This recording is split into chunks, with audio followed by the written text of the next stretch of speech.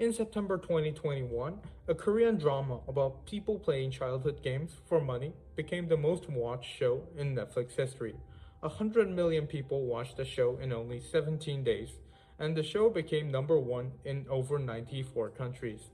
The show became the most widely known content in the entire history of South Korean media, including movies, drama, music, animation, and games. And the strangest part is, the director, Hwang Dong-hyuk, pitched Squid Game to Korean studios for 10 years before anyone said yes. Surprisingly, the company that said yes wasn't Korean, it was American. This is the story of how streaming services changed Korean entertainment. To understand the change, you need to understand what Korean entertainment looked like before streaming arrived. So, to provide some background, Korean entertainment before streaming had two major eras. The first was the Chungmuro era. Chungmuro is a small district in central Seoul. From the 1950s to the early 1990s, this was the Hollywood of Korea.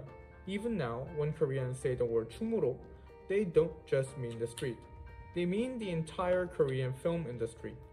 At its peak in the 1960s, Korea was producing over 200 films a year, and nearly half of all 170 million tickets sold nationally were for Chungmuro films. Sadly, Chungmuro didn't last. In 1973, Park Chung-hee's military government passed censorship laws requiring films to support national morale. Creative risk-taking died, and more films were made for propaganda than for entertainment or artistic value. The second era started in 1994. President Kim Young-sam's administration noticed that Steven Spielberg's Jurassic Park earned more in global revenue than Hyundai ever earned from selling 1.5 million cars. The Korean government decided cultural content would be a national export industry. Money started flowing into film schools, broadcasters, and production. The chaebols followed. CJ Entertainment was founded in 1995. CGV opened its first multiplex in 1998. Lotte Cinema followed. By 2007, just three companies, CJ, Lotte, and Showbox, controlled nearly all Korean film distribution. Meanwhile, the broadcasting company, KBS, MBC, SBS, and the cable channel TVN started producing dramas with very high-level budgets. Winter Sonata in 2002 became a phenomenon in Japan. Daejanggeum in 2003 was exported to over 91 countries. Boys Over Flowers, Descendant of the Star, and very different drama after drama conquered Asia. This is what we call Hallyu, the Korean wave. The important thing about this era is that Korean companies owned literally everything. KBS owned its dramas, MBC owned its variety shows, CJ owned its films. When Daejanggeum was sold to 91 countries, the export revenue flowed back to Korean companies. The industry itself was all Korean owned. And then streaming arrived, and which changed Korean entertainment. Netflix was first launched in Korea in January 2016.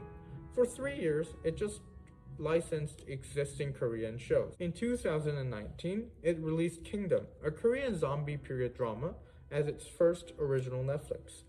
And that is when everything started to change. Here are the specific ways streaming influenced Korean entertainment. First, streaming pushed production budgets to levels Korean broadcasting companies could not match. In 2015, the year before Netflix entered Korea, the average Korean drama cost about $160K per episode. In 2019, Netflix spent $1.7 million per episode in Kingdom. In 2020, Sweet Home cost $2 million per episode.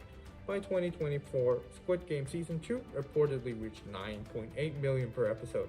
This increase is about 27 times in less than a decade. Netflix has committed over $3 billion to Korean content since arriving, Netflix has committed over $3.7 billion to Korean content since arriving, including a $2.5 billion pledge in 2023. Second, streaming changed how Korean shows are actually made. Korean dramas used to start airing while writers were still writing them. Scripts arrived on the day of shooting. 20-hour workdays were normal. Netflix, however, pays upfront in full before a single scene is even shot. Netflix Korea told Variety that productions now spend more time in post production than in actual filming. For Korean producers, this was a complete shift in how the industry operates. Next, streaming changed what kinds of stories got made. Hwang Dong-yeop, who, as I said, had been pitching Squid Game since 2009, told Korean media that there were a lot of people who told me that Squid Game was a project that was weird and too unrealistic. I continuously got rejected from investors and actors. Then, in his words, 10 years later, the OTT platform appeared. The gap between the rich and poor had grown, and the story became real. Squid Game was too dark and too risky for Korean broadcasting companies. It was also too violent and conventional. Netflix, however, said yes to this. The same was true for Kingdom, Hellbound, All of Us Are Dead, and many others. Stories that Korean broadcasters considered too risky became possible because streaming services were willing to fund them. Fourth, streaming companies pushed Korean content to a truly global audience. Squid Game hit number 1 in over 94 countries, and according to Netflix, 60% of all global members watched at least one Korean show in 2022. Korean TV content exports reached 561 million in 2022, and a 30% increase from the year before. It also surpassed exports of Korean batteries and electric vehicles. Non-English content in major streaming platforms rose from 63% from 2021 to 2024. Before streaming, Hallyu was big in Asia. After streaming, Korean drama became something people watch in America, Europe, and South America too. Fifth, streaming weakened the South Korean broadcasters and film industry that used to dominate the entire industry itself. Drama production numbers declined to 141, 123, and to 107. Also, domesticating broadcasting value and also terrestrial TV revenue dropped all about 10%. Cable TV also fell 5%. Broadcasters have been forced to reduce content creation just to survive, because they cannot match the budgets streaming platforms can offer. The important thing is also, streaming changed who owns Korean content. When Netflix funds a Korean original, Netflix owns it. Global streaming rights, merchandising, sequels, and format rights, everything was owned by Netflix. Korean production companies only get a flat fee. They don't get a share of the profits even when the show becomes a global phenomenon.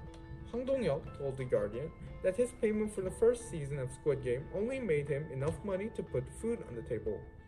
Meanwhile, Squid Game added an estimated 900 million to Netflix market valuation.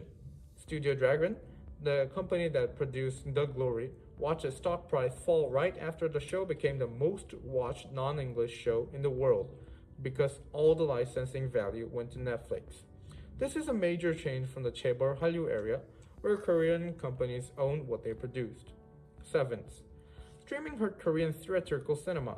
In 2019, Korea had 226 million movie theater admissions. In 2024, only 123 million, in just 54% of 2019. The first half of 2025 dropped another 33%, which was the worst slump in 21 years. Even Bong Joon-ho's Mickey 17 underperformed in 2025. CGV and Lotte Cinema are in merger talks just to survive. According to Korean Film Council, commercial film profitability was a negative 16.4% in 2024, down nearly 26% as in 2019. To discuss what happens in the future, it is very hard to predict the future, but two things look likely. The TVing and Wave merger, approved in 2025, creates a combined Korean platform holding about 35% of the Korean streaming market. So therefore, Korean domestic streamers may eventually outscore Netflix in Korea. Also, the Korean government has pledged 1 trillion to support local OTT and creator infrastructure, which suggests creator compensation laws and IP protection may follow within a few years. But these are only just trends. The clear story is what streaming has already done. Streaming services, mainly Netflix, changed Korean entertainment in 7 measurable ways.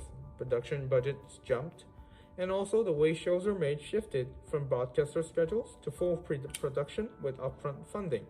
Stories that broadcasters considered were too risky, like Kingdom and Squid Game, finally got made. Also, Korean content reached a truly global audience for the first time, with 60% of Netflix global users watching a Korean show in 2022. Korean broadcasters are declining, with drama, broadcasting, and cinematography production dropping for the first time in a decade. Ownership of Korean content shifted from Korean companies to foreign platforms, and Korean theatrical cinema collapsed to 54% of its pre-streaming levels. So, did streaming service help or hurt Korean entertainment? The honest answer is both. Streaming gave Korean storytelling its first global stage. Squid Game, and very different other shows, would probably never get made without Netflix. The Korean wave that exists in 2026 not reaches just Asia, but reaches Europe, South America, and any other continent globally. However, there is a cost. Korean broadcasters are weakened. Korean cinema is in its worst slump since 21 years. Korean creators have lost intellectual property ownership of the content they make, and the long-term value of Korean cultures, including the money it makes, is increasingly flowing to a foreign company instead of the Korean company that made it. The Korean entertainment we have today is more globally successful than it has ever been, but it's also more dependent on a single foreign company than it has ever been. Whether that trade is worth it or not depends on the future of Korean industry. So both answers are defensible. Both answers also have real cost. Thank you for watching.